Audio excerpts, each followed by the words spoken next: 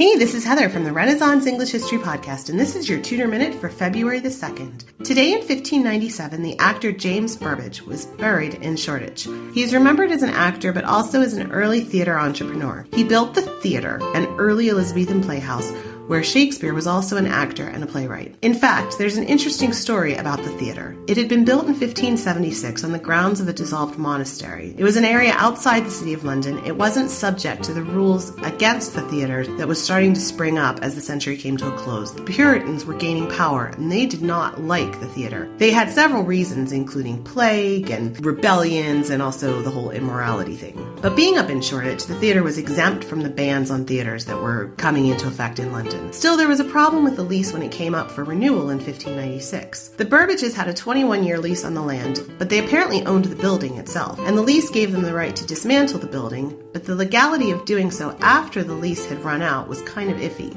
On the 28th of December, on a cold London night when the Thames was frozen and Giles Allen was out of London celebrating Christmas at his country home, the Burbages, along with their brother, mother, financial backer, and architect, and about a dozen friends, arrived outside the theatre.